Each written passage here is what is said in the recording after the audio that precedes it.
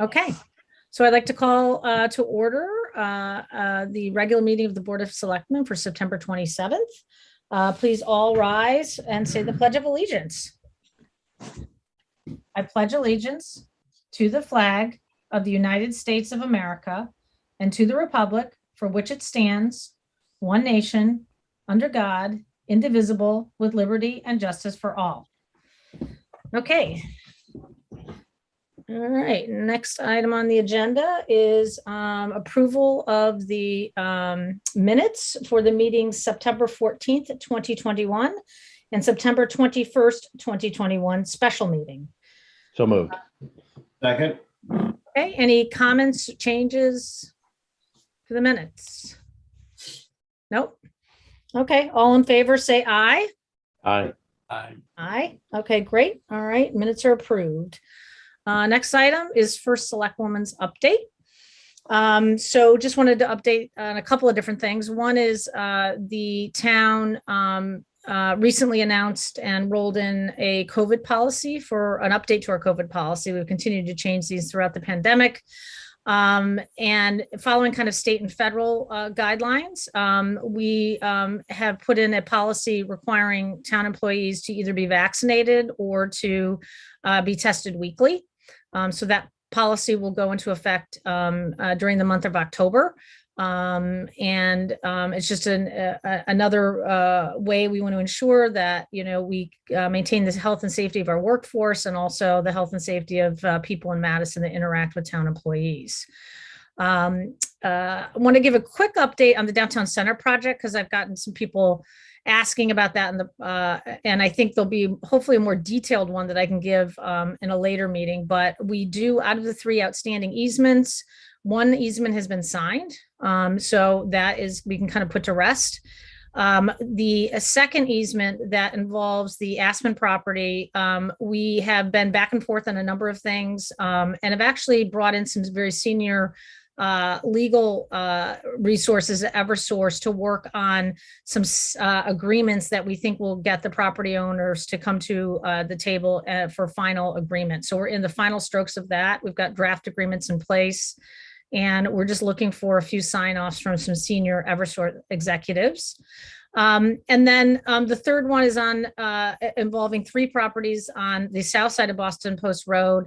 And there was kind of some outstanding issues on where some of the facility things were going to be located and improvements made to the facility. Those site plans have now been agreed to by the property owner. And their attorney is at kind of finalizing the easement and is hoping to get that done within the next week or two. I got a feedback from their attorney this week that they were just looking, there was some title issues that they had to review, but hopefully that will come forward. So we've made progress on all those 3. And, I'm hoping we're very close to finalizing this on all 3 or the remaining 2 outstanding easements. And then I just wanted to touch a little bit on the follow-up on the special meeting regarding the police that the board had last week. I thought it was a very productive dialogue with the Board of Police Commissioners and the police department. And so right now the MPD and the Board of Police Commissioners are kind of focusing on developing a staffing plan that they are going to recommend to our board. And then they're also kind of reviewing some of these out of the box ideas, I call them, which was, I know a citizen had made some suggestions and there's been a number of different ideas that have been kind of thrown about using either technology. Another thing we're looking at is partnering with some other towns on crime prevention strategies, some of our neighboring communities. So those are all in process right now, and the chief is leading the charge on those. And then I think the other third thing that I think came out of this is really trying to provide better communication and transparency on what's actually happening in Madison. And so we're going to try to get more detail provided to the public about when there are some of these, auto break-ins or what are these kind of local crimes, and provide more regular communication and updates to the community on, criminal activity in Madison. And so just through conversations with the public and internally, I think the town and the police department can maybe do a better job on providing that information so people are more aware and get factual information about what's actually occurring out there. And then one last thing, I'll do a quick update because we're going to talk about the school renewal plan in a little bit with the superintendent of schools. But just a quick update on where we are on the referendum projects. We'll talk about the school renewal plan tonight and that timeline. I think all three of these are projects are still on target to achieve that February referendum date.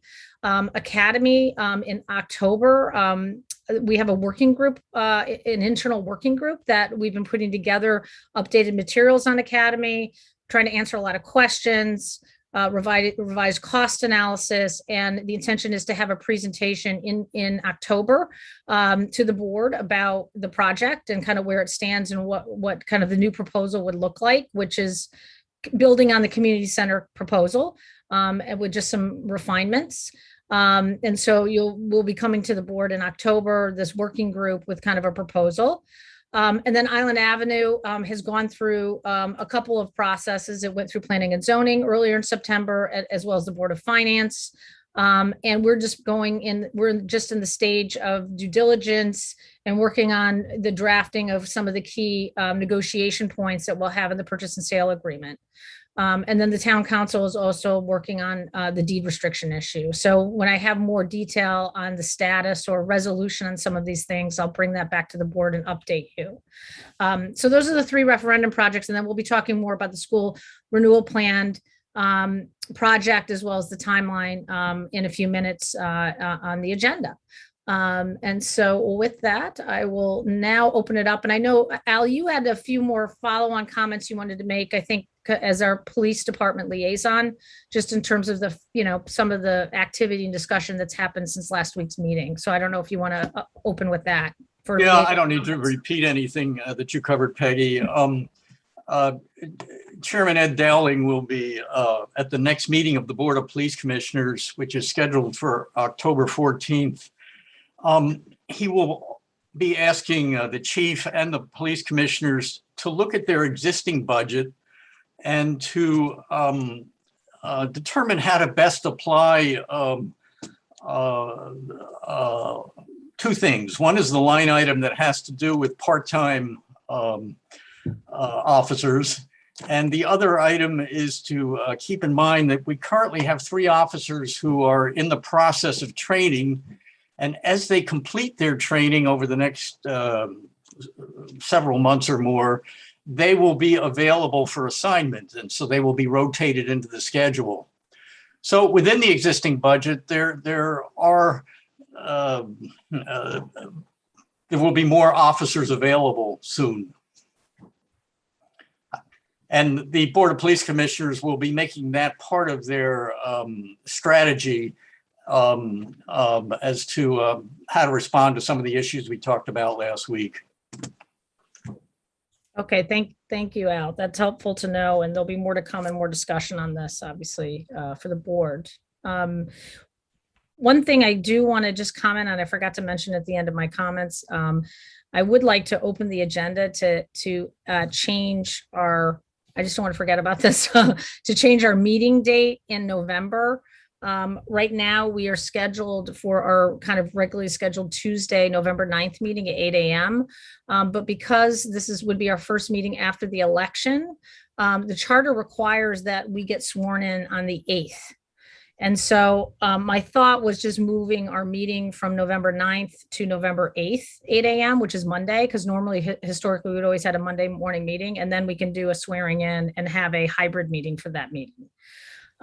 So I don't know when we want to address that. I can do it after the liaison comments, and we can make a motion to, I guess, open the agenda and then change the meeting date, or do we have to vote on that, Lauren? I can't remember if we have to vote. Yeah, you guys should vote on it because you voted on the meeting schedule for the whole year. Okay. All right. So why don't we finish liaison comments, and then we could do official kind of, I'll do an official motion on that. Any other liaison comments? No liaison reports, but a couple of requests. I'm glad to hear that we're making progress on downtown. It would be nice if we could get a little bit more information, maybe with some expected timetables. And the same with the status of negotiations with the OLM prep folks, you know, where does that stand? Where is the town set its must-haves versus want-to-haves? What are our negotiating points? These are, you know, other than what you've just shown us, this is all we're aware of. Mhm. So it'd be nice to have a little bit more information, get a little bit more in the loop on that. Okay, yeah, I think there will be a lot more detail to provide in October. Just, you know, because a lot of this is kind of moving back and forth. But I'm happy to do that at our October meeting is kind of take a deeper dive into what's been accomplished and when we can expect certain things. Any other liaison comments? I have Erin, you one. mentioned- Yep. Yeah, I wanted to again bring up the Affordable Housing Committee. So the next step in the process is a survey that's been developed by Scrog. The intention of the survey is for residents to complete so that they can get a sense of people's perceptions of affordable housing in the various towns as it exists now and what the need is. So the deadline for completing the survey is October 15th. It was just moved. We just got 5 more days. And the survey is going to be available, or is available actually, on the town website. So it's a link on the town website to electronically submit the survey.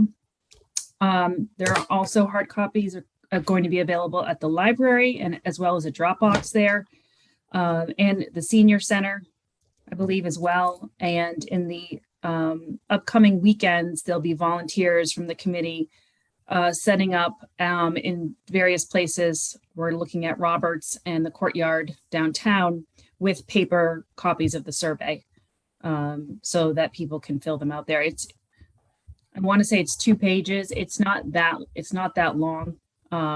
It's pretty simple to complete. So, and what Scrog is going to do is take the results and analyze them with the results of other towns. So the information is should be helpful both to us and to other parties as well. Okay, great. Yeah, I think it would be great to get as much participation as we can. You know, I know the committee has been working really hard trying to get as much public feedback, and I know there'll be opportunities for public hearings too to talk about all this with the town. But the survey is critical to you know, just getting a sense of what people are thinking out there. So I encourage everybody. Yeah, that's a good point. There will be upcoming forums that are going to be scheduled, opportunities for people to talk about affordable housing, and we'll have representatives providing information with statistics and other information. Okay, great. Any other liaison updates? You're muted, Scott. Can the survey be pushed out, Erin? Do we know? It sounds like people are going to go to the survey, but is there a way to push it to people? Yes, well, we're looking at trying to use email lists to email it out. Nice. And they're also going to use Madison alerts too. Oh, good. Oh, They perfect. asked about that. Yeah, that's what I meant. Sorry. It's all good. And we're trying to reach out to various group leaders to see if they can also disseminate it. Nice. Good stuff. Great. I have Okay. a quick update on the library. We have our homecoming weekend this Friday, October 1st from 4 to 7 p.m. There's an open house, and then Saturday, October 2nd, 10 a.m.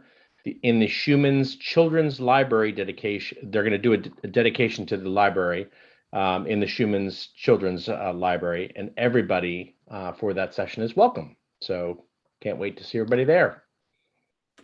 Yeah, that should be a nice event. If you haven't had the opportunity still to go into the library, now's the time, because it's getting busier too. I've noticed when I get down there, it's getting used well. So busy weekend this weekend too. We have the Bauer Harvest Festival as well. I think on Saturday, Bauer Park. Oh no, that's 2 weeks from now. Is it 2 weeks? Okay. Yeah. It's a little ahead of Going me. on. Lot going on. I think it's the 16th or something like that. You know, Peggy, I think it's worth mentioning, you and I both attended a really powerful and moving presentation put on by the Dean family. They produced and paid for a short educational film called Finding Hope. It was extraordinarily well done and well received by about 7,500 people that were there. And they had an expert panel, a representative from the DEA, actually the senior DEA agent from New England, and a senior FBI agent, educating us on the perils of fentanyl and how it's coming into our communities in the form of pills. Everything from pills labeled as Adderall to Xanax and other things. And really what an alarming crisis this is. So like I said, Peggy and I were both there. It was well done and really deserves all of the chatter that we can generate for it. Yeah, no, that was really, it was a really good presentation, very educational for me. I have, a child in fourth grade and in seventh grade. And so I think one of the things that my takeaway was that there may need to be more education done at the lower school levels versus just the high school. I think the schools do a great job at the high school level, but maybe some additional thought about educating kids in the middle school level about some of these things, because it's starting younger and younger, and then it's even easier to mask this stuff. I mean, I'm sure Bruce, I think we were both kind of like, wow, the pills. And there was actually just a segment I saw on 60 Minutes, I think it was last night, where they talked about this flood of these counterfeit pills and everything that have fentanyl in them. So it's quite alarming. But right, and then that's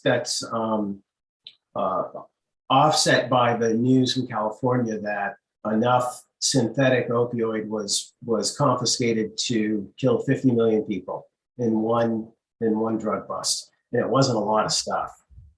So this is a big deal, and I applaud the Dean family for doing this and really working to help the community and help Connecticut and help everybody. Right, this isn't just for the benefit of Madison. It's starting here, which is nice. I think that event was also co-sponsored by the Madison Youth and Family Services. I know Scott and team also helped them get the town facility and all that. So a nice partnership there. Yep, and Killingworth was there. Killingworth Youth and Family Services as well. So well done, everyone. And if you have any interest in it at all, please track them down. Finding Hope, and Demand Zero is the name of the organization. Yeah, it was a great presentation. So and a moving film. Okay, well, with that, I guess I'll do I'd like to make a motion to open up the agenda to move our November 8th or November 9th regular meeting to November 8th. Can I get a motion? So moved. A second. Okay. And then I guess that's added to the agenda. Now, can I get a motion to approve moving our regular meeting from November 9th, 8 a.m. to November 8th, 8 a.m.? So moved. Okay, and a second. Okay, any further discussion? Is everybody good with that? And I think we would plan on that being a hybrid meeting because we'll have all new board members would be sworn in person for that meeting. So any more discussion or no? Okay, all in favor, say aye. Aye. Okay, great, thanks. All right, so moving on quickly to public comment. Do we have any citizens' comments today? Gus Horvath has his hand raised. Okay, great. Gus, it's been too long. Hey, Scott, take it easy. Will you sit back and relax? I got you. Two items. Number one, the item 7 on the agenda about the tree commission. I would like to wholeheartedly endorse that. I don't recall that there has been any major tree planting done in the town of Madison since the late 1980s, when we planted a series of trees along the north edge of the town green in front of the church property. And at one time, when we acquired the Bauer farm, we had a small tree farm down there. We acquired, I'm not quite sure, I didn't ask Public Works how they got them, but they got small trees and they planted them, and after 5 or 6 years of some growth, they would transfer them to other areas of the town as they thought they would be needed. And that tree farm was on the original community gardens, which is the lower level where the pond is, right near Cops Road. And I don't know whether I haven't been down that way in a long, long time. I'm wondering if there's any of those trees that are there 20 years later. The other thing is that I would hope the tree commission would look at two things. Number one is enhancing the community with new trees where they may be needed, and not only like in the green, we were trying to close some gaps where the 1939 hurricane blew the trees down. And the other thing is, you saw what's happened on the town campus property near the road by the field, that tree that split. And I'm aware of 6 other trees in the last 5 years that have fallen in Madison on the roads or properties. 2 of them were on East Wharf, one was on Island Avenue, one was on Railroad Avenue, another one was on Route 79 near the intersection of Hunter's Trail. And the one that made me the most nervous was the one by the Congregational Church property that fell on Academy Field. And if you had taken a look at the one that just recently fell last week or the week before on town campus, you would have seen that the trunk split. And you go all over town and you will find that trees that are now growing in the open rather than a forested section, instead of growing tall, they grow out. And when they grow out, there may be a crotch where a tree that has branched out in major branches. Water accumulates in that and it dribbles down in through the trunk. And if you looked at that tree, you would have seen some dark marks and some rot in the tree. We've had 3 of those in Windermere in the last 3 years. Exactly the same type of thing. And and there's dead trees all over the place. If you take some that are dying, if you take a look on not Academy Street, yeah, what's the street that senior center's on? Why can't I think of the name? I'm getting old. Bradley Road. Bradley, yep. Yeah, across the street, next to the Catholic Church, St. Margaret's. You'll see 2 trees there that look like the tree that fell down at the town campus. And there's trees like that all over the place. So the point I'm trying to make is I hope the tree commission would do 2 things: enhancement and looking for dangerous trees. The second thing is the affordable housing that Aaron talked about. I would hope that the Affordable Housing Committee, one of the first things they would do is, people don't know what it is. They don't know what the exact definition is. And if you don't know, you're filling your head with something that is your own perception rather than what is actually the fact. And the other thing is they don't understand what the impact might be. I don't know how many people in town recognize that we have a half a dozen affordable housing subdivisions in town. And of course, the largest one is the senior housing with about 90 units. And I used to be on their board of directors many, many years ago. But I think we should be publishing some information as to what we already have in the community and what the impact is on the community, because some of them have taxes that have been reduced. Some of them have in their deed that they have to be affordable for X number of years, and after that they become market rate and that type of thing, and what the accumulation is of that over the years, the acceleration in the value of them. And I know this is probably going to be in the report, but I would think that information out as to what already exists in town and what is the impact socially and financially to the rest of the community. Thank you. Can I just quickly respond to that? Sure. Well, okay. So Gus and everyone who's listening. So that what you just mentioned, that education piece is going to be part 2, because part 1 is first getting a sense of what people's perceptions are right now. And that was in part driven by Sprague. They wanted to get this survey out. But the education piece is exactly to your point, and the plan is to have people such as David Fink, who's an expert in this area, who assisted Guilford in the development of their affordable housing plan, to come and talk at these various forums. Okay, thank you. Thank you. That's it. Okay, thank you. Thanks, Till Gus. the, Yeah, till the thanks. next meeting. Yeah. So I'm sure we'll learn a lot more about the tree commission in a few minutes when Fran gets on, but any other public comment, Lauren? No? Okay. All right, so I guess then we can move on to the next item on the agenda, which is an update on the school renewal plan, referendum timeline. I'm inviting our superintendent, Dr. Craig Cook, and I don't know if any other Board of Ed members are here. And I'm going to put on the screen. Galen's out there for sure.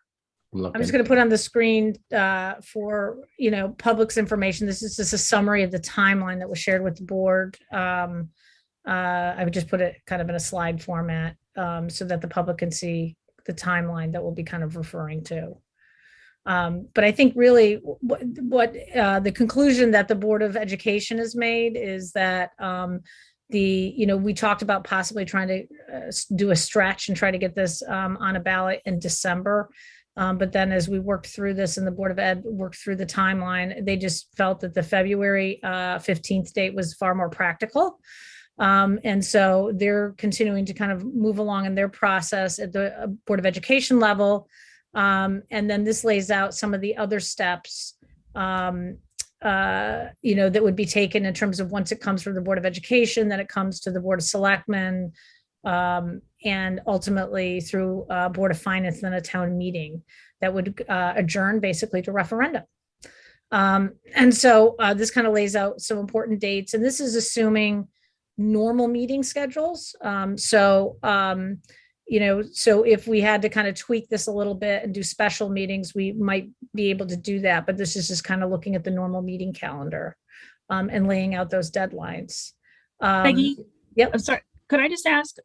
I know that there have been some comments and concerns that the February date, that a lot of people won't be in Madison, that they'll be south. So can you just respond to, are there other alternatives for those people to be able to vote, and are you able to respond to those concerns that have been voiced? I think we've always had to do referendums that make sense for the timeline of the projects. People can vote by absentee, even for bonding referendums. So there's an ability to vote by absentee for that. I think one of the things we've been most cognizant of is trying to get this done as quickly as possible, because it's been kind of floating out there obviously for 2 years, but also it's holding up the budgeting process. And so the further we delay having a vote on this, the more it puts us all in a little bit of a paradox in terms of planning for facilities, capital improvements, and planning budgets. And so, I think we had hoped to get this in by the end of the year, but it just wasn't practical with a lot of the, concerns that the school had trying to work through with the revising the plan. So they will be able to vote by absentee, and the town clerk has the information available to them for that. Oh, I see Dr. Cook has joined us. So, I just wanted to highlight, in terms of our board, so, and actually ask some questions if that's okay, because we haven't really talked about the timeline, Craig. And one question I had is, and Galen's joined us as well. So hi, Galen. So I didn't have all the boxes on my screen. So we talked about, right now, the idea is that you would do a presentation to both the Board of Selectmen and the Board of Finance in November. And this would happen right after the election, so that all the new board members would get the opportunity to see whatever the sitting composition of the board is. So people are going to be sworn in on Monday. And then kind of have this tri-board overview of the project. So I just wanted to maybe talk a little bit about that. Is there an opportunity for some wiggle room on some of these dates, just knowing that, we're kind of fresh out of the election and that we'll have a lot of new board members present, in terms of, arranging that special meeting? Sure. Thank you for the opportunity tonight to, address the board. We would be open to looking at that. We do have some outside presenters that would be attending, and so we're trying to tie as much as possible to existing meetings, but we'd be happy to look at that if you don't think the night of the 9th would work for all three boards. Yeah, we'll have to talk, because we just moved actually our regular meeting to the 8th in order to tie in with the swearing in. Yes. So we'll talk a little bit maybe offline later about Sure. coordinating that. Yeah, absolutely. And I'm sure if we have notice in early October, we'd be able to make that work with the presenters. Another question I have too is, when are you going to be doing public kind of hearings on the project? Yes. So what we have been doing now, due to COVID and kind of the times that we're in and where people feel comfortable, is we're starting to do smaller presentations to groups. So we're going out to different constituents and presenting on a smaller basis. In terms of public forums, we were looking at one in the middle of October. So, the 19th was a date we had scheduled. We had one, as you know, in June, but we were looking at the 19th for that meeting. We just wanted to give you tonight the kind of business end of the agenda. We also have a separate calendar for presentations, which I'd be happy to provide, as well as just point out the board had one introduction of ed specs. It was not a first read, but they'll have a first read on the 12th, and we'll be sure to get all boards a copy of those as we go forward, so they could receive questions on those early or on the 9th or whenever we schedule that as well. Okay. And then it sounds like then, so in terms of the Board of Selectmen then, and maybe this is a question I have for the board, would we want to have a presentation just to our board on this, or are we all comfortable, doing this as just part of the November, this tri-board meeting? Peggy, I don't feel that I need a special presentation just directed to the selectmen. I think all the elected officials would probably have the same set of questions. And so to me, it might be unnecessarily duplicative to have each board meet separately on this. I agree with Al. I don't think that we need to subject the board or the administration to multiple presentations on this. The Board of Finance and the Board of Selectmen can receive this information all at the same time. I think what I would be hoping for is sooner rather than later, some of the financial projections.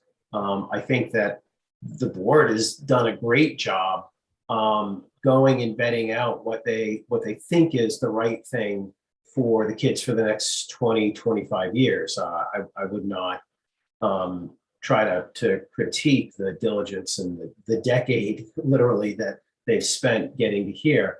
Our job and the Board of Finance's job is going to be figure out how to make it all work in the context of taxes and spending and other projects. And so I think, I'll be anxious to receive that information sooner rather than later. Yeah, absolutely. So you'll see, and I did skip over that on October 12th, will be the introduction of the project budget. So we can definitely share that with the Board of Selectmen and come back and talk specifically about that. But that will be when the Board of Ed is seeing that for most likely the first time. We've been working on that pretty diligently with Stacy Nobitz and Peggy Lyons, and working through that. So we're just about ready to share that. Yeah, and so maybe what we might try to do is slot in a kind of a small discussion, just so the numbers are there at one of our October meetings. So we could perhaps do that. Sure. Okay. I would also, just for the sake of continuity, maybe in some of these meetings that are pre-election, we extend an invitation to all of the candidates so that they're not at point zero on November 9th. At least to participate in the audience, just to be there. I think it would be a nice gesture, because just for continuity's sake. Absolutely. Thank you. No, I mean, I think these are all public meetings too. So I'm assuming everybody's following this very closely, but I think to noteworthy invite them is certainly a good courtesy that we should do. I think I was just looking at this a little bit more. The other piece then is just this January 10th is where the advocacy period ends, right? Or starts, ends, the silent period begins. And then, with the February 15th voting. So, so any other questions on the timeline right now? Do I read the November 22nd date as the date that the Board of Selectmen will vote to move it forward to referendum? Yes.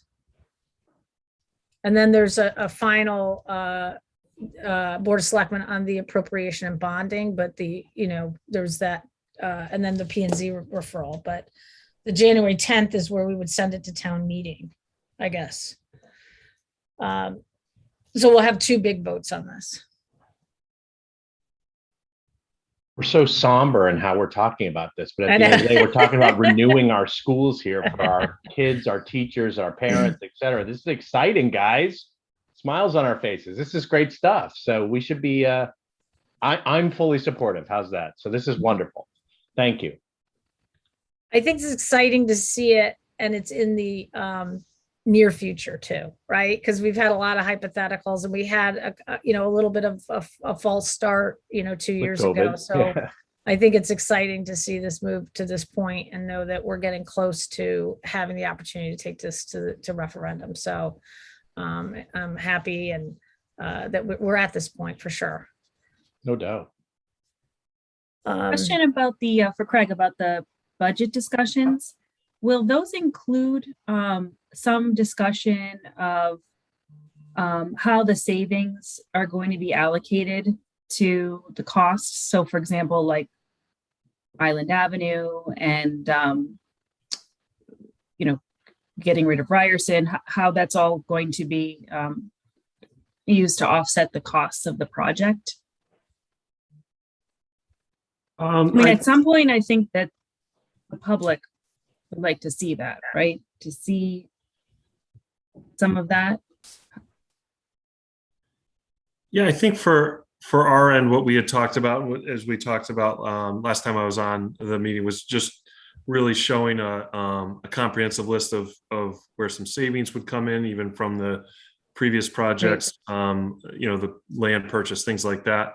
I think in terms of how Island fits in and the what happens to Ryerson, we'd have to work really closely with your board to talk about that, because I think that the timing of how those projects play out will have an impact on that. But we certainly are open to doing that. I agree. I think the public's interested in that, whole comprehensive look at it. Thank you.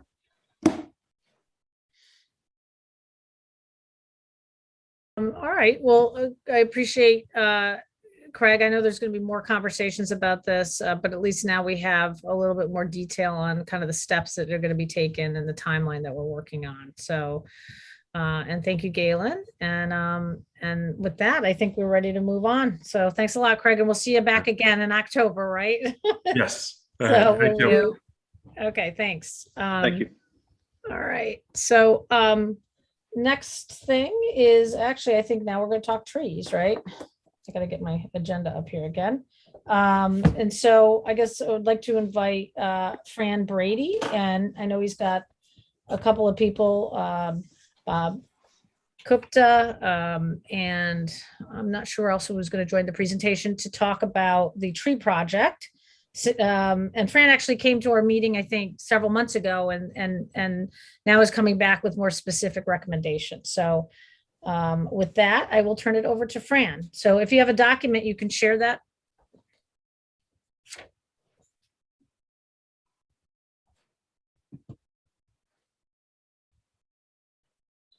Fran, you're muted. Sorry about that. Yep. I think this is the screen. Oh, wait a minute. There it is. I'm trying to share it such that it's a presentation style, and we'll see how that works. Let me know if something's showing up. Nope. Yeah.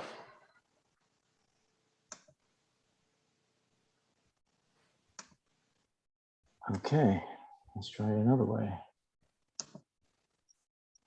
Oh, there's a button called share. I should be pushing. Yeah. There it comes. There we go, Fran. We're good.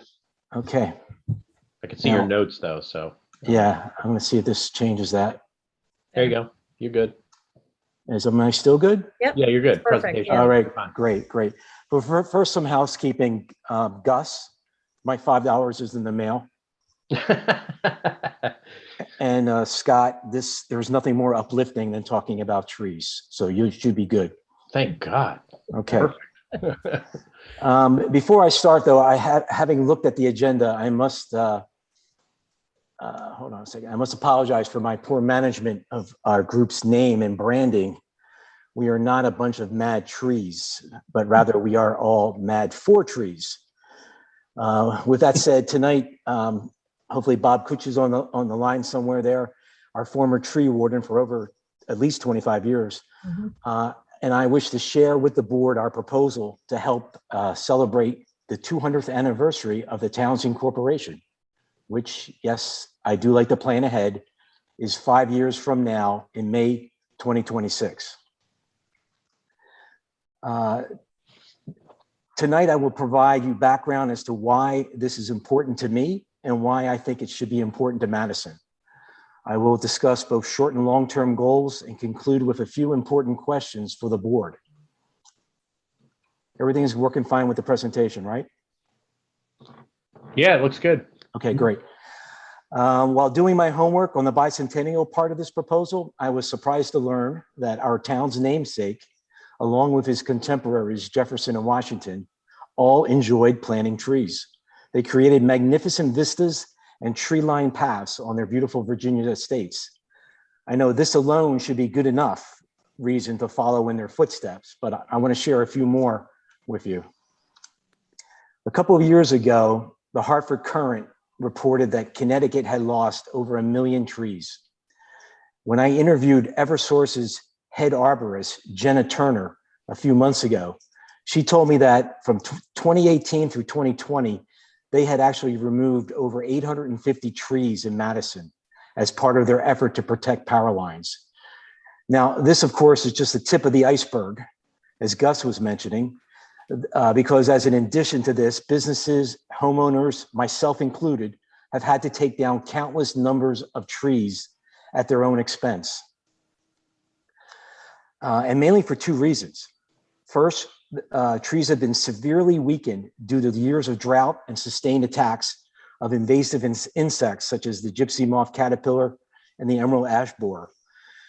Together, they have turned many hundreds of acres of local forest into graveyards.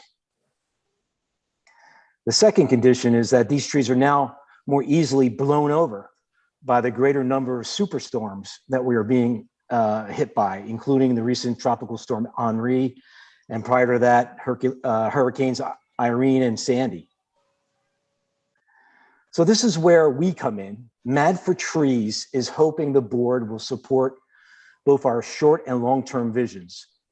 Over the next 5 years, we would like to be an integral part of the bicentennial program by planting 200 trees in honor of our 200 years.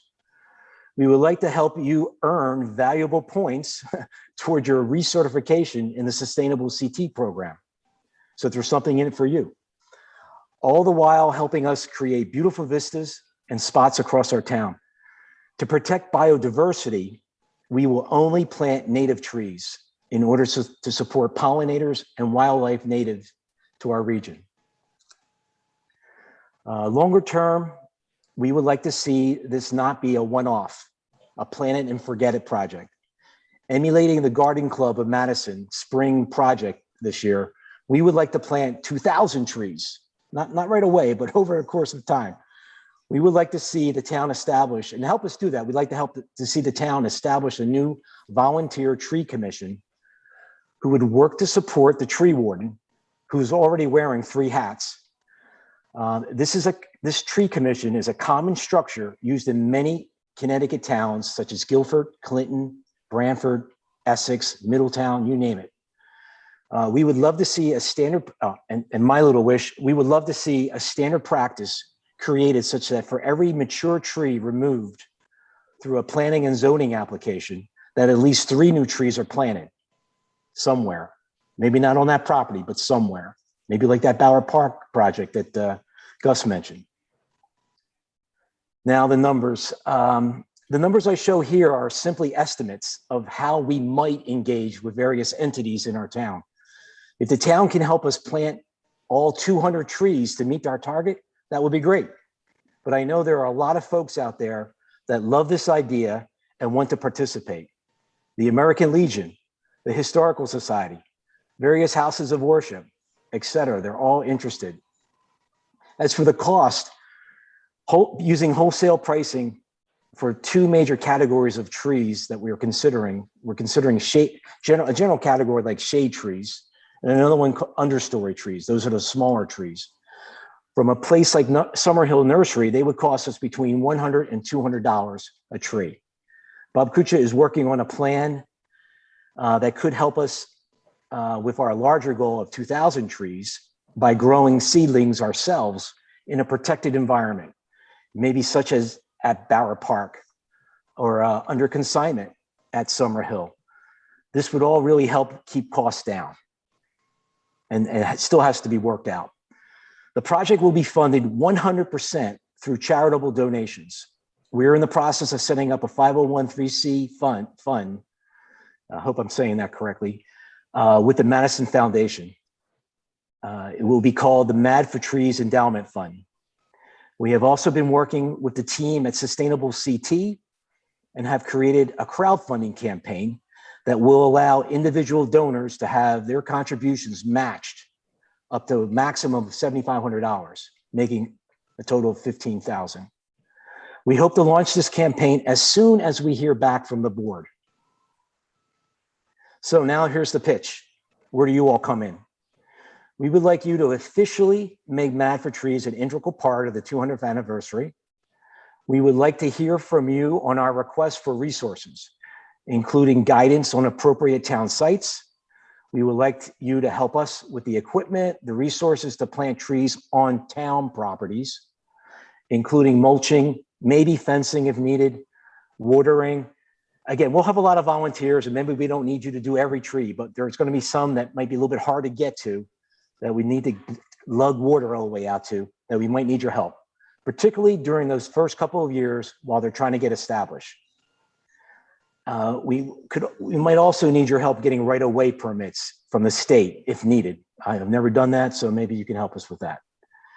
Now for the longer term questions, can you help us create a spot for memorial trees, as well as create a commission to help us preserve our work for the future? It's already fall. We would like to plant at least 20 trees every planting season, fall and spring over the next 5 years to meet our goal to hit the bicentennial date. So what do you say? Are you guys mad for trees too? That's it. Very clever, Fran. Thank you. Now I have to go back to you somehow. Yeah. Stop share. There. I don't No, think I've ever seen that you was a reply before either, Fran. I don't know. It's great. That was a great presentation. I think it's a fantastic idea, as we talked about before. And I think the tree commission is a critical thing, just like a no-brainer. The number one complaint in the first selectman's office is trees, and Lauren can attest to how much time she spends dealing with tree issues. And it was astounding to me when I first got onto the job. I'm like, what are you talking about? But it is just, and I know we talk about complaints, but it's complaints about dead trees that need to be removed, but then it's also, what are they doing to those trees? So it's it comes from both sides of both preservation as well as trying to like remove hazards and things like that. So I do think it would be worth, I think we need to come up with a charge for that commission, and maybe we can look at what other towns, what it looks like, and then we could create that commission. We do need to involve our new land use director, our town planner, who is listening right now on this. But, I think it's important to get her input, and she had worked in Guilford, so she has that experience. I actually have the Guilford's charter for their tree commission. They call it something else in my backup of this presentation. So Lauren has a copy of that. Oh, great. Good. So I think what we would do is maybe bring forward a draft charge at our next meeting, and then we could kind of move that process forward. And then I think that, and I don't want to take over the conversation. So, I have some other thoughts of how we could kind of work forward on this, but I'll open up to board discussion right now. I mean, I love it. I think this is outstanding, Fran. I would love to see us do this. I love the idea of dedicating trees. I think populating more trees in our environment is beyond important. I think we need to get behind this. This is fantastic. So I'm fully supportive. Great, thank you. As usual, Fran, I always find your ideas attractive, and this is another one. I think most Madison residents would get behind any program which enhance the natural beauty of this town. And we're very proud of our trees. We're very jealous about our trees. But I think this is a wonderful, positive program. So, Peggy, I think we should try to move this along. That's my sense. So agreed. I think this is a great idea. I think that I'm really curious to learn more about the native trees. Hopefully the Bradford pear isn't on that list. No, it's not. In fact, that's a list of some of our initial thoughts are also in the backup of the presentation, and they're broken down into understory and shade tree. What you won't see in that list are oaks at the moment, because we're relying on Summerhill Nursery right now. But we have a plan to try to get those on. We have to have oaks. We have to have a white oak. So residential lots would seem to be a prime candidate for some of this, right? I don't expect that you're planning to plant trees on the lacrosse field. And as homes lots mature, or as new home lots are cleared, there's often the need to do a little bit of replacement of those trees. And I think whatever we do needs to have some education and awareness facing back to those homeowners, whether it's through our local nurseries or a town resource that says, hey, these trees are available. These are indigenous to the area and will grow up and be beautiful additions to your land before you run off and buy that white pine. Right. Yeah, I think it's a good point. The education is important here about what you are choosing to put in your property, and knowing that, like, to your point, the native species is important to encourage that versus some of the other stuff that we see homeowners choosing. We will prepare some educational information, particularly on how to plant a tree properly. We may even supervise it when we have residents involved. And we also plan to be at the Harvest Fest at Bauer Park in 2 weeks, where we'll be giving out information there about the program too. Can you protect my car from those acorns though, Fran? They're brutal. We'll set up a special subcommittee on that one. Sounds good. Perfect. Al, do you know, has the Land Trust expressed any interest in targeting some of their parcels? Is that to me? To Al. Al. Oh, Al, yeah. You're on mute, Al. You're on mute. Yeah, Just thinking. it's certainly worthy of a board discussion over there.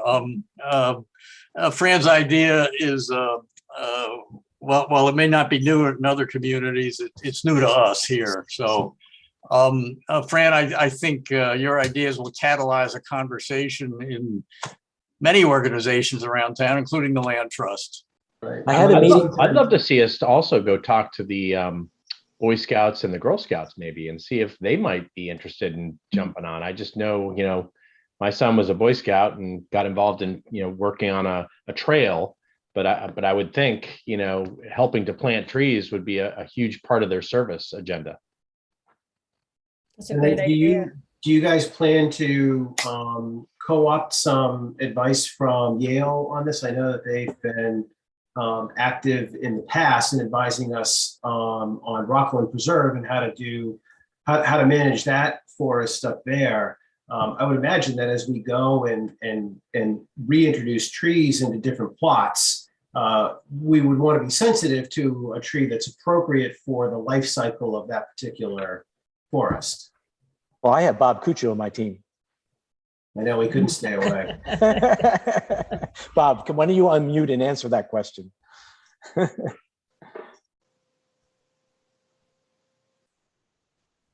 No, you just muted yourself. There you go. Oh, okay. Pressed it the wrong way, Bruce.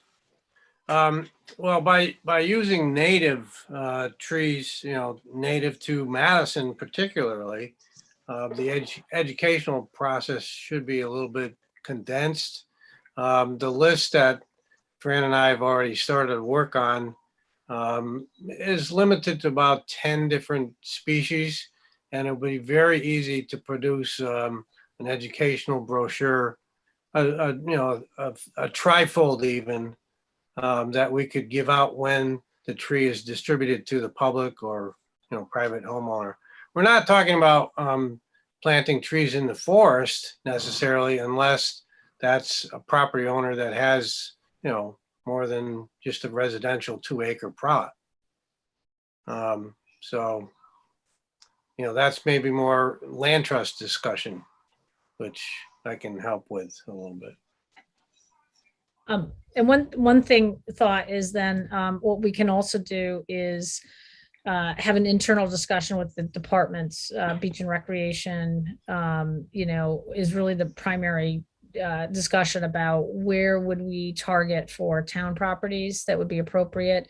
And that can be talked about at the different commissions too, like Salt Meadow, Bauer Park, and they might have some recommendations about the best areas at town facilities that we could do this. Right. I'm sure there are plenty of spaces that they could map out for us and give us a general idea. Well, maybe you need 50 to 60 trees for 5 properties or something like that. And we could look at the sites together. I mean, I'm certainly familiar with Salt Meadow and Bauer Park, and I was up in Rockland about 3 days ago. So, I'm certainly willing to help with that part of it. I know the guys in Board of Ed, the tree warden that's there now, so. Well, and I know if we get this dog park finally up and running, the idea is to plant some trees in the dog park too for shade. So that's a nice way to kick off, Right. because that's going to be needed there at Salt Meadow. Well, I think this is a great step forward, and we'll work on developing that charge for the tree commission, and that will come back to the board. And then I'll also talk to town staff. Austin, I know, is on this call coming up later, but how we start targeting some areas and town properties that this would be appropriate for. Okay. Excellent. Yeah, Really perfect. Thank you. Okay. Thank you. Great stuff. program. Yeah. Thanks, Thank you. Bob. Thanks, Fran. Okay. Thanks. Okay, great. And I think next up is Austin, our Director of Beach and Recreation. So we want to bring him up. And I thought it'd just be helpful I promised the board an update on how the 2021 summer season went. So he's going to talk a little bit about, how many beach passes were sold and visitors and kind of what we saw in terms of volume at our facilities. So Austin, I will turn it over to you. Thank you, Peggy. So, so I have some updates on beach pass sales and how the beach season went. We'll talk about the downtown trash, how that went this summer and continues to go, and then some issues at the surf club that I just want to bring to everybody's attention. So I'm going to share my screen. All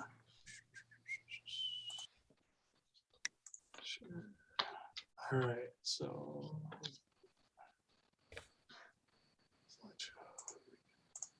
there we go.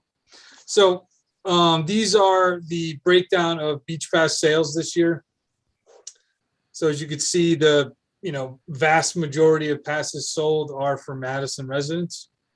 So in the gray, you have the resident day passes, which any resident can buy for family, friends, or themselves if they only go a few times a year. In the orange, I guess we're going to say, is the senior resident pass. And that is a huge portion of the passes that we sell are to our senior residents in town. And the blue section is the resident beach pass sales. So that's anyone under the age of 60 that purchases a beach pass. And then up in the middle section in the yellow, you'll see those are the non-resident day passes. So a very small portion of the passes we've sold. And if you break it down into the number of beach days that we have, so from Memorial Day to Labor Day, it's less than 8 non-resident vehicles per beach day. So again, very small number of passes get sold to non-residents compared to the very big number of residents and day passes. So if we compare these to 2018, which would have been the last year that we sold a beach sticker. So if we look at the resident, the blue section there, so this year we sold 3,536 resident tags, and in 2018 we sold 2,978, so an increase in about 558 resident passes. And this year for seniors, we sold 3,617, and in 2018, we sold 3,198. So, we've sold a lot more beach passes this year. I think people stayed local, possibly due to COVID, and the beaches did get a lot of use. Hammonasset did close twice for capacity levels in their parking area. One of those days was June 6th, and that was our largest non-resident sale day. So we've never reached the mark that we set of 75 non-resident vehicles per day. We never reached that. We never came close other than that June 6th day where we sold 72. And that was the day with the tournament going on, correct? Correct. There That was that, a right? large sporting event. It was the first really beautiful day of the summer. Hammonasset closed, as well as East Wharf and West Wharf closed for a little bit. We never had the closed surf club at all this year, so that's a positive. East Wharf, we closed 3 times. When we say closed, we reached capacity in the parking lot, and then we're able to reopen it very shortly after. West Wharf, we closed 4 times, and again reopened it, within a few hours after that. Another tactic we used this year was we guarded at the gate West Wharf until 8:30 p.m. each night. So that was able to allow Madison pass holders the ability to park during peak hotel hours. So unless you had a pass, you could not get into West Wharf prior to 8:30 p.m. Received many compliments on that. And thanks for, people being able to find a spot when they wanted to go to West Wharf and not be shut out because we were not guarding the gate. So that really worked really well, and people were really happy about that. Another tactic we used to lessen the congestion on Surf Club Road was on Fireworks Day. We moved the gate up to the corner of West Wharf Road and Surf Club Road. So if you did not have a pass, you did not get into Surf Club Road. So that prevented long lines from forming on that day, which was, a very busy day. And even on Fireworks Day itself, we never had to close Surf Club Beach due to parking. So we had spots right up until the very end there. We also had a tactic of that Friday, instead of selling passes at the beach, which we normally do, we sold passes up at the Chamber of Commerce Visitor Center. That went really, really well on two fronts. One, it took traffic away from the surf club. And on the other front, it got people to go to the visitor center who have never been to the visitor center. So they were really happy about us trafficking people there to purchase the passes with our staff.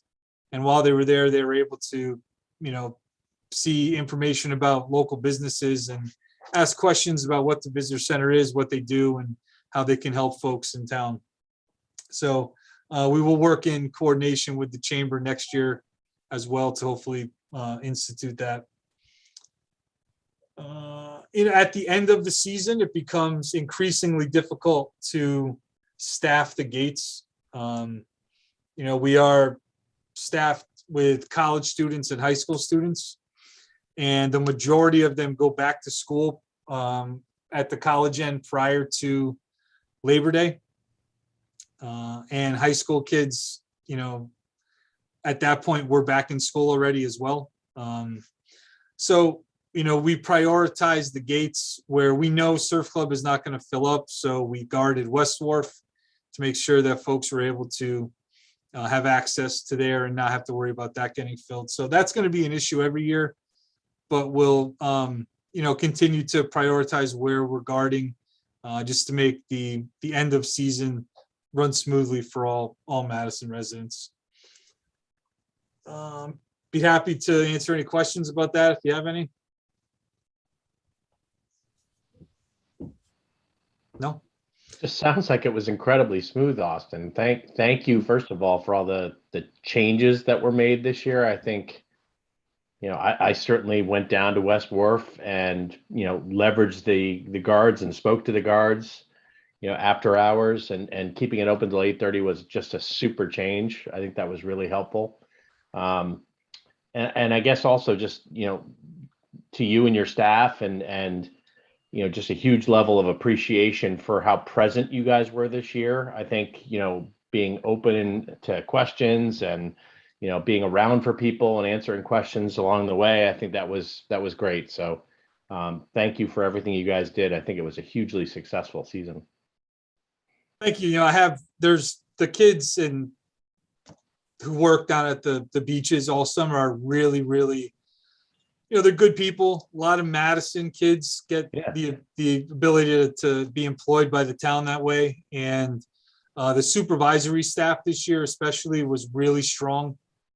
And, they deserve a lot of the credit for the way that the beaches were run this year and how smooth the operations went. And, just really thankful for them for, having given me the opportunity to lead them along the way was great. Austin, as you know, I check up on the beaches frequently on my bicycle, and I agree with the earlier comments. I thought things went very smoothly. I think the public is very pleased with the gate guards and lifeguard situation.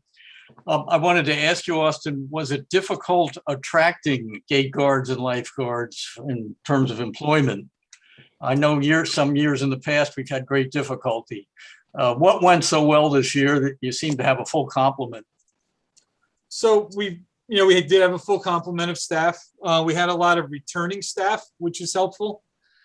We do have a lot of staff that are aging out of the, age where you want to work at the surf club and going on to full-time jobs in the real world. So it's important to, maintain, some recurring staff members, but bring on people who are new every year to keep that flow going and to have people return. So you're not, retraining every single person, have somebody to step into that supervisory role to make the operations run smoother. But it's a great job. I think it's attractive to Madison of age workers and students. I think that works in our favor. To be able to work down at the beach all summer is pretty cool, and it's a great environment. And I think that really helps attract people to the job. Hey, Austin, can you talk a little bit about the children's programming and how that went this summer? And I'm really curious to know, were you undersubscribed, oversubscribed? So like our summer escape camp was full every week. A lot of the athletic programs were to capacity. I think people really did stay local and wanted to participate in rec programs. A few things you try that don't go, that's okay. I'm all for just trying new things, and if it works, it works. If it doesn't, it didn't harm anybody. I think Carrie, as well as our new program person Matt, did a great job this year in programming the right type of programs for everybody, making sure that everybody stayed safe. We had no COVID issues at all, which was fantastic. Especially at summer escape camp where kids are together for 4 or 5 weeks at a time with each other. And yeah, I think the variety and the type of sports, education, Legos, filmmaking, it's great to offer the variety of classes. Not everybody plays sports. Not everybody wants to do acting and theater. So we have to continue to, expand the offerings, make sure we're clicking every box for somebody in town. And, I think the staff does a good job at that. Did we have significantly more types of programs this year, Austin, than we did in previous years? Were you able to expand the program set? Not yet. We'll be able to do that next year when I can have like a full year to set that up. But with the new guy Matt with us, he's got some great ideas. And I give my staff the flexibility to try new things and reach out to the community. As Peggy mentioned earlier, we're doing the survey again. So we'll be able to, track sort of who wants what, and, use that survey to program for the community, make sure we're offering what residents in Madison want, not just what we think is the right thing to do, which is important because that's who we want to, try to do something for everybody. It's amazing. And that survey will be going out in the next couple of weeks, right? That'll go live. Yes, it'll be on our town website. We're going to send it out via Backpack Express, the link to the website, and it's the same survey that went out a couple years ago. So we'll really be able to compare the numbers and see what changed over the last 2 years or a year. Right. Good stuff. So the next thing, I'll make this quick. This summer, starting July 1, was the first year that buildings and grounds, so my staff were the ones picking up the downtown trash, and it could not have gone any better. These guys really care about what they do, and care about the complaints that they've heard over the years when other folks were doing the trash pickup, and regardless of who does it, they were getting the blame for it. And they took that opportunity this year to own the trash pickup downtown, and couldn't be prouder of the guys for the way they did it. I did not hear any complaints, and I think Peggy hadn't heard any in her office either. No.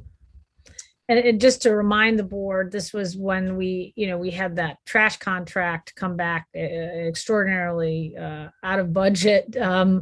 and we're struggling with. And, we sat down, Austin and the building and grounds guys, and Scott Erskine also had talked about this a little bit before he retired, how they can do this and they can do it more efficiently. And so they seized on it, came up with a plan, and it's been great. I mean, I did not have one email to my office with a picture of a trash can this summer. Okay. Now, the previous summer, Nice. weekly, it was weekly. I mean, we still had a lot of takeout this summer. We still had a very busy summer downtown. And yet I literally I don't think I had one photo sent to me of an overflowing trash can. So, so they've done an amazing job, and, it saved the town a lot of money too. They're just squeezing this in as another function or responsibility that they have onto their very busy schedules, maintaining all our town facilities, or our outdoor recreational facilities. So I got to give them a lot of credit, and they've done a great job. And just overall, I think Austin's done a fantastic job, having kind of walked into this first summer. And he had Scott to help him, but he's really taken the reins and really moved things forward. So I'm going to just echo all the comments that board members were making. Austin, you've done a great job. Thank you. Well, the guys, in the grounds crew really care, and a lot of them live in town. So, when they're not working, they're out and about walking downtown with their kids and whatnot. And, they really want the facilities to look, it's not just trash, it's every blade of grass you see in town is, maintained by these guys, and, all the ball fields. And, I think Scott will say too that, Scott Murphy, having been on the board of Little League and knowing how great our fields are in town, compared to other towns, these guys take, they really want us to be the best. They want, when other families come into town from other places, they know that they're playing at some of the best ball fields that they've ever played on. It's because of these guys really know what they're doing and care about the job, and want to represent Madison the right way. And we're lucky to have them with us. Which probably, I was going to say, you could lead to your next topic, Yeah. right? Yeah. So my last topic is vandalism. So I don't know if any of you have been over to the skate park down at the surf club. So it gets a lot of use from kids, and we talk about, not every kid plays football and soccer and baseball. There's kids that really enjoy skateboarding, and it gets a lot of use. But this year we've seen some pretty intense and vulgar graffiti on the skate park. So a few weeks ago, it was brought to our attention. We spray painted over it. And then 2 days later, a week later, it was, right back to even worse than the way it was in the beginning. Garbage shoved underneath every piece of apparatus down there. It's not good. And not only the skate park, but also back on Garvin Trail, many of the trees were spray painted with paint down on the walkway heading up to Exchange Field on the trail there. So, we hired a guy to come out and sandblast it, didn't work. And so our next plan is to paint the entire thing gray, cover up everything, and then work with Youth and Family Services to get in front of the kids in the skate community and, get them down there to do some, what they call tagging in the skating community, and do some, positive spray paint, positive messaging, and then get these kids to have some ownership in the project.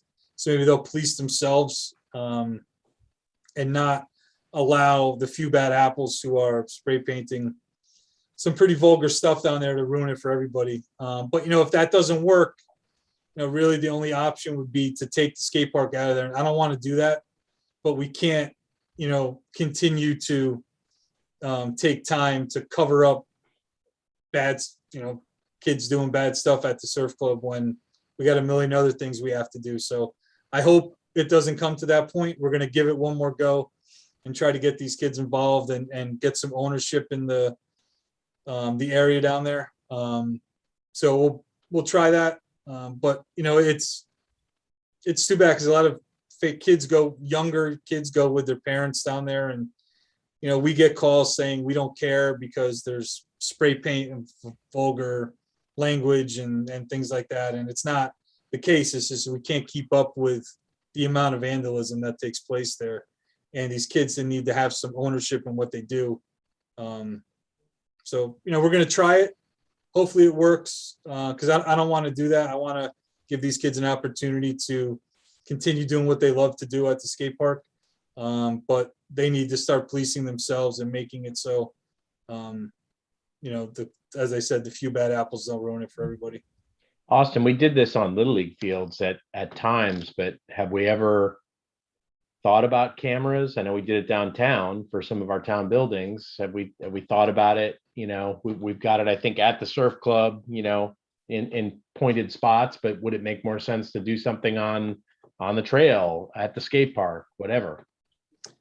So we can, yeah, that's always something. It's just money to find some money for cameras and that, but you know, it's too bad that it comes to that, unfortunately, but yeah, that's another step in the direction that we can take. Although it's, you know, it's not proactive. You kind of wait to see something bad happen and then you watch the video and hope you could find the kids who did it. I'd rather give these kids an opportunity to make it their own and do the right thing and, you know, continue as the open skate park that it is. I will, one other, you know, there's been some issues too with the leagues and just clean up after games and things like that. And Austin and I had talked about this, and I know he's worked closely with some of the youth organizations now to make sure that, you know, after games that the teams are responsible, because it ends up being our people going in and cleaning up trash and cleaning up after these games and these tournaments. And so I just want to say that I ran into somebody this weekend that frequents Salt Meadow, goes there daily. And she said that the cleanup after the mist tournament that was there a few weeks ago was phenomenal. So I don't know what you said to them, but she said she's never seen the park in such good condition. There was no trash anywhere. So, you know, I think all these conversations you're having, Austin, and just educating is working. So just further credit. But she was highly complimentary and wanted me to pass that on to you, that, you know, that they did a really good job, at least after the tournament. That was her perception, at least, but just some positive feedback on that. Great, good. So any other questions for Austin? Good stuff. Good season. Yeah, good. It went really well. I'm very happy.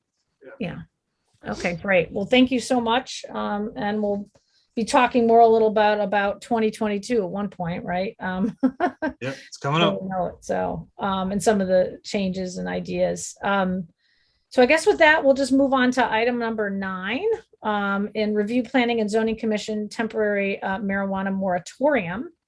And so I added this to the agenda just as a follow-up. Scott Cochran had sent some information around that some towns are passing moratoriums just until some further decisions and long-term plans can be put in place to address the legalization of marijuana in our state.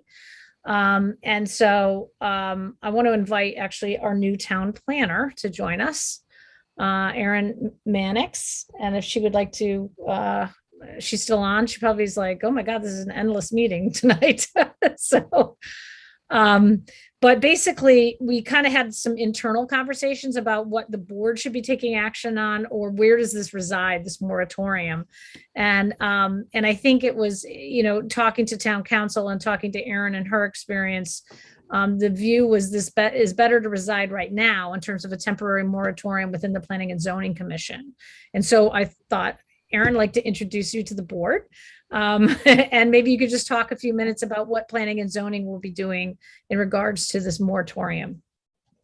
Sure. To update Yes, so the Planning and Zoning Commission, in light of the Public Act changes over the summer and the town's initiative to create your marijuana ad hoc committee to further explore the potential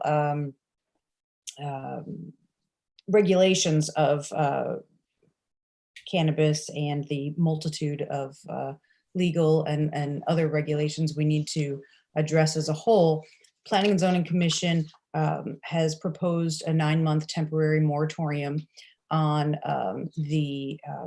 allowing any cannabis establishments as defined in the Public Act, which would essentially be retail establishments, micro cultivators, and cultivators.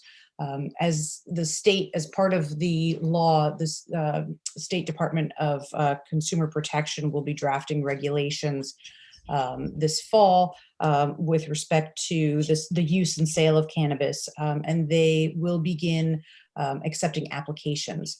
So in an effort to prevent any applications for coming in at this time, prior to our adoption of any regulations or decisions as a whole, how the town wants to treat cannabis. This essentially gives us a 9-month window to explore all of our options. And should we come up with regulations ahead of time, then the commission can adopt land use regulations accordingly.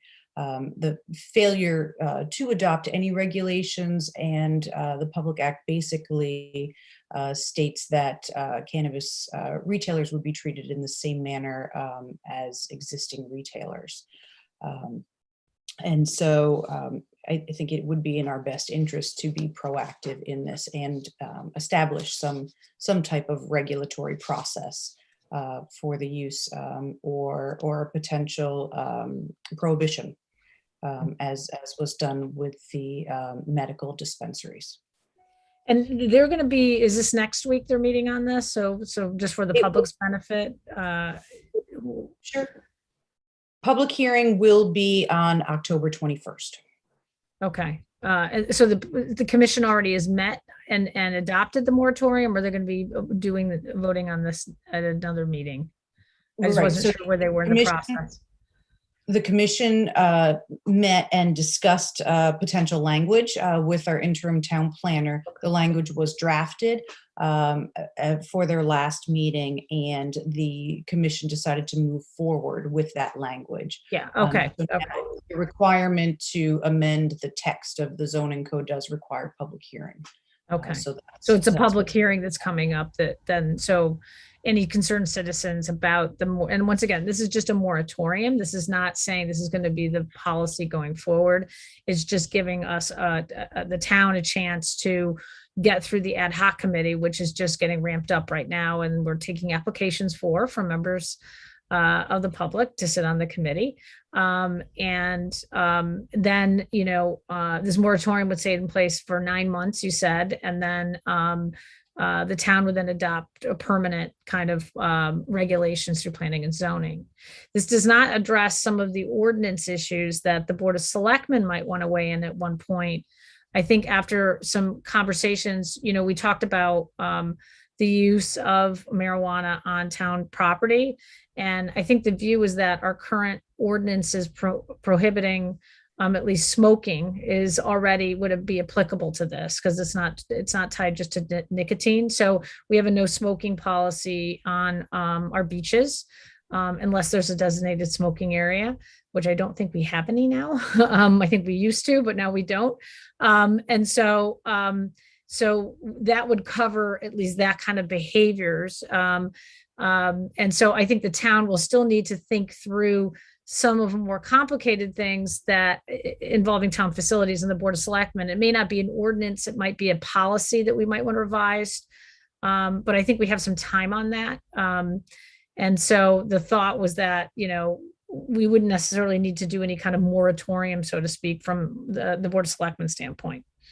So that was kind of where we came out on that. I don't know if any board members have specific things that they wanted to talk about on this, but I just wanted to address it since it had been raised at our previous meeting. I'm just A curious, couple I of- guess, so it sounds like you guys came to at least a discussion, Aaron, around 9 months. What was the discussion? Why 9 months? My understanding is it could be up to 2 years from a law or a policy standpoint. For a potential moratorium? you mean? Correct. I mean, it could be extended, you know, should the ad hoc committee reach, so I don't have a specific actually as to why the commission, I think that was likely at the advice of our interim town planner, John Guskowski. Most towns did 9 months to a year, from what I can generally gather from neighboring communities. Some have outright prohibited the use, and others have gone right ahead and established special permit policies. Yeah, I think 9 months is reasonable. Should the committee make decisions earlier, there's nothing to prevent the town from taking any action beforehand. And if we need additional time, the commission has every right to go through the same process to extend that. So just for clarification, who is responsible for creating the regulations that you were mentioning, Aaron? Is that this commission, or is that the P&Z, or a little confused on that?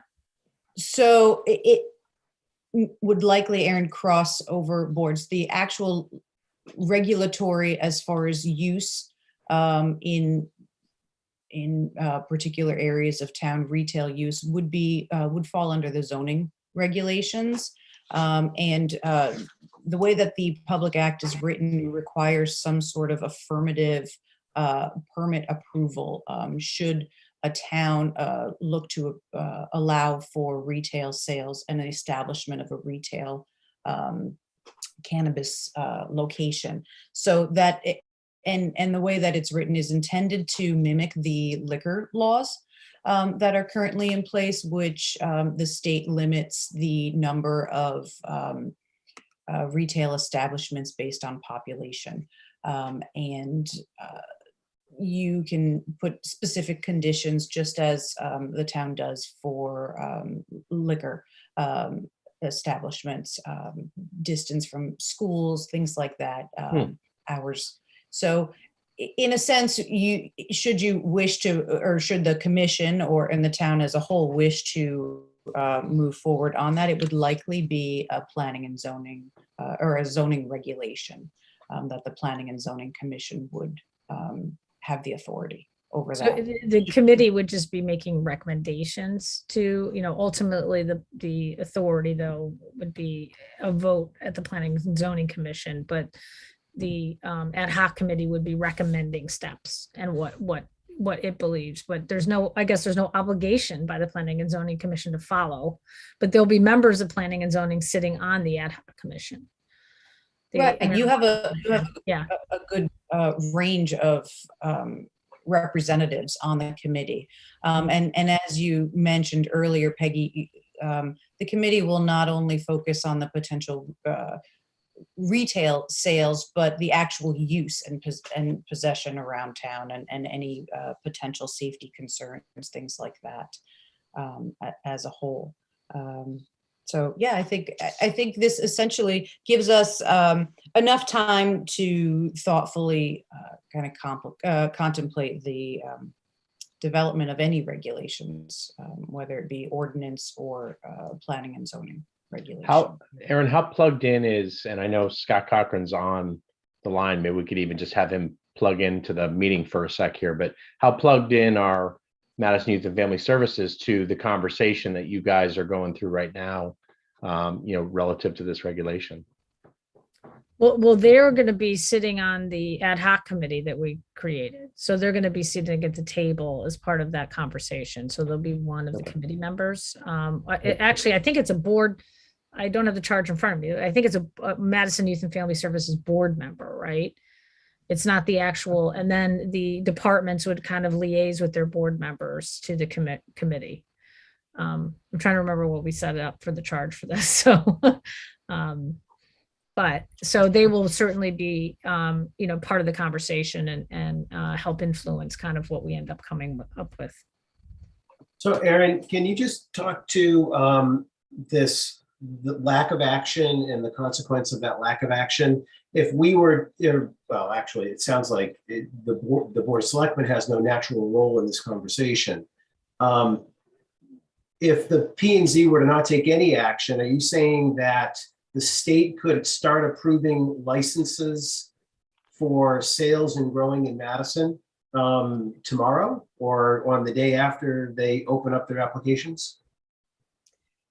Right. So essentially, if the commission does not take any action, let's see, I'm trying to think if there's an actual date. I don't think it's till next May, right? That they can actually start issuing Right, retail right. license and growing. There's all these timelines that are further out for allowing some of these activities. May 5th. So I'm wondering why we need to put a moratorium in place when this thing can't happen anyways. I guess that's what I'm trying to reconcile. Well, the applications can begin to the state. And so through this lottery system. And so in order to preempt any applications being made through this lottery system to the state for a potential retail location or micro cultivator or cultivator, this temporary moratorium just kind of puts that on hold. If we do nothing, then a cannabis establishment would then be treated to a similar use, which is basically like a liquor store type of license or another retail establishment. So it is in the town's best interest to adopt some type of regulation, whether it's a special permit process with specific criteria, or if it's a prohibition entirely, such as what was done in the zoning text for a medical dispensary. And so there's no town meeting vote on this at all. This is simply a planning and zoning function. This moratorium is a planning and zoning function. Yes, it's a text amendment to the zoning regulations.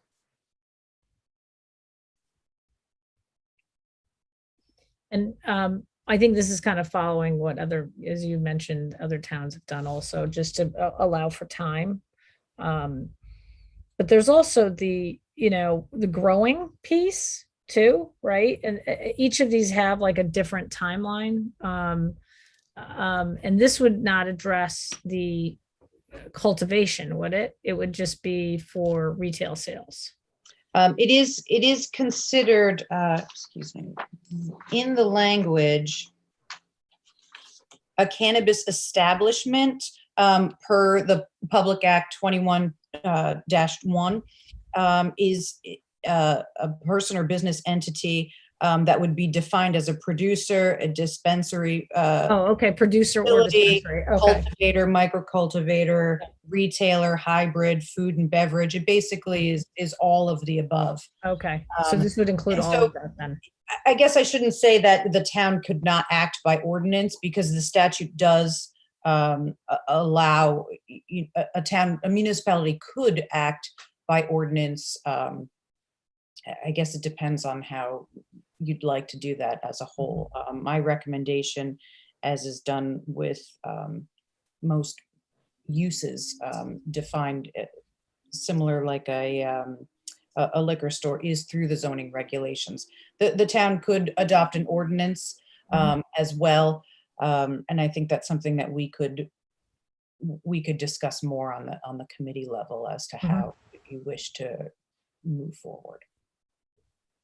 I'm curious, we've got Scott Cochran now on the line here. Scott, any thoughts on impact on our youth here?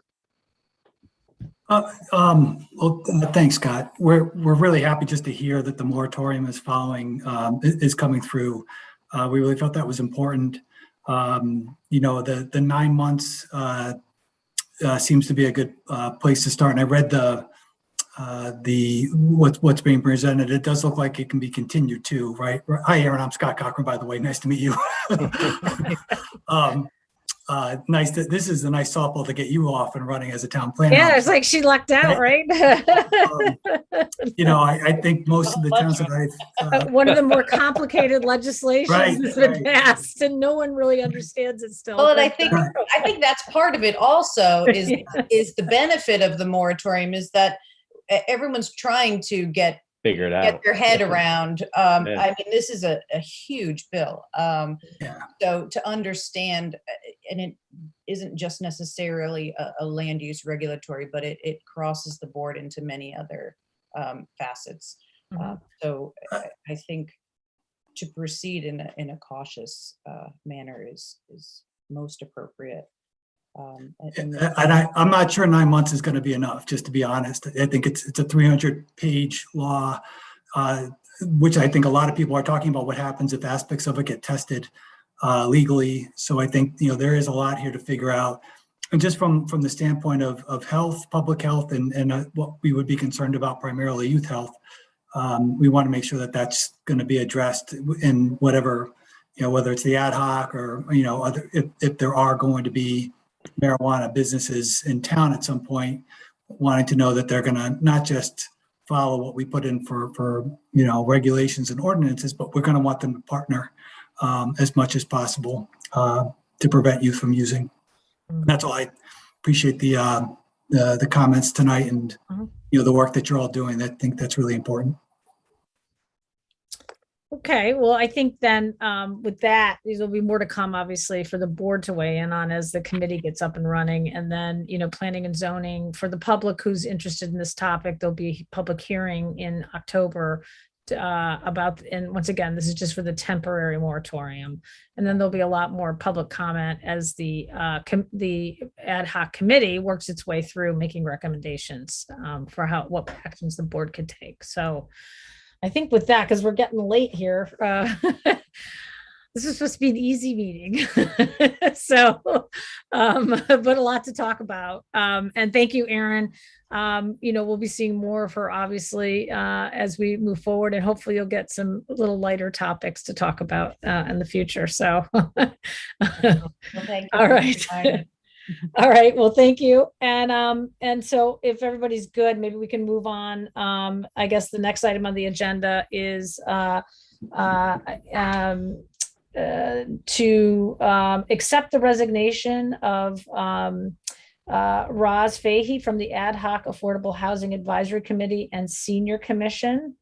And I think this is resignation, right? Wendy Oberg as a Senior Services Board members to the Ad Hoc, or no, to appoint Wendy Oberg as the Senior Services Board member to the Ad Hoc Affordable Housing Advisory Committee.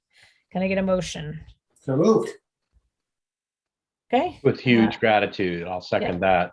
Yeah, well, thank you. I know Roz has been a very dedicated volunteer and just had some circumstances. She can't dedicate more time to this, and we appreciate Wendy stepping up. So all in favor, say aye.